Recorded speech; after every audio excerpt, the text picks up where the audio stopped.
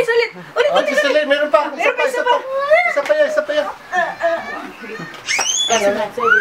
Where did you study, Paul? Paul. Angono. Kailan? Awak lang yan. Opo naman, Yusuf. Hindi nga puro araw yung pasok. Minsan, tsaka hindi pa abutin mga 30 minutes lang a day. Twice a week yung pasok niya. Ika, ID? ID? Hi, Paul! Dahil sa kawalan ng pera, mga 5 years old na po siya na pa-check up namin sa developmental pediatrician.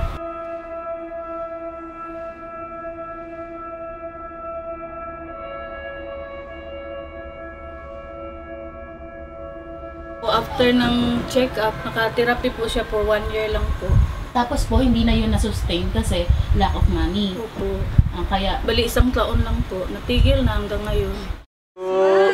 smile! Sa ngayon kasi parang isang classroom lang sila lahat. Tsaka ang dami na nila. Kaya medyo masikip. Ilan po ang teacher sa loob? 2 po.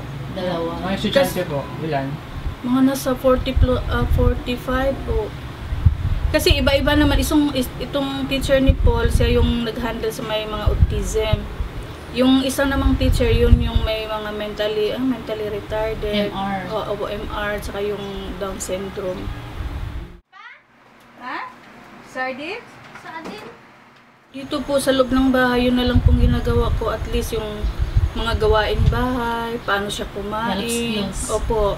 Di ba minsan may tinatanong sila yung mental ability ba? Di ba Opo. dyan meron din palang test na mga ganyan malalaman po. Assessment po. Assessment po bang tawag ng teacher? Opo. Kaso, hindi nyo kaya kasi Opo, ang taas po eh. Nasa, 30? Opo. 30,000 yung cost nun para Lalaman, opo. maano siya. Kaya hanggang ano lang po kami yung sa developmental picture lang po.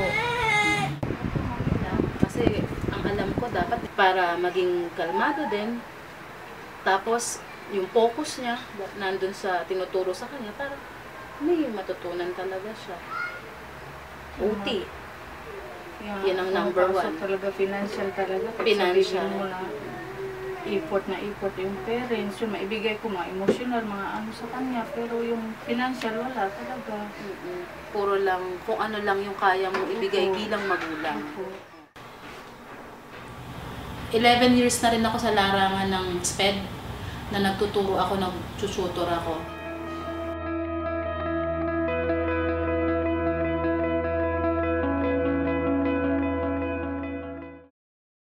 Marami akong tinutulungan sa abot ng makakaya at oras ko na walang bayad kasi nga hindi nila kayang kumuha ng SPED tutor. 2006, napunta ako sa Optimus. SPED school siya na may regular din as assistant teacher. Tapos at the same time, assistant din ng OT. Doon ako nagsimula. Tapos hanggang sa mapamahal ako sa mga special.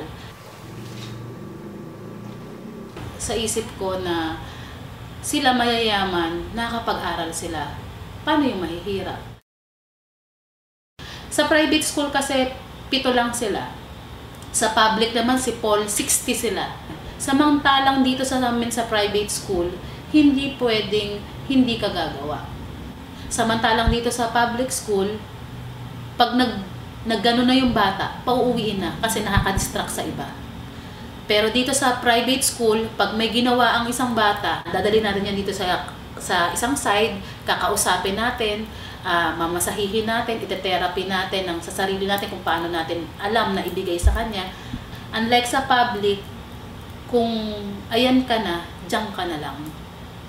Yan daw public school, yan na raw mismo yung pinakatulong ng mga special kids na manggagaling sa gobyerno. Ang ICAN kasi love school. Ang daming school kasi business school yung tawag ko lang. Kasi lahat naman talaga ng school business, di ba? Pero iba yung love school sa business school. Tulad nga nito sa pinanggalingan ko, business, ang tawag ko sa kanya is business school. Kasi wala siyang pakialam sa pinagdadaanan ng mga parent niya, estudyante niya. Kung sakaling may tutulong, magkaroon kami ng scholar na tuturuan namin sila nang hindi sila nagbabayad.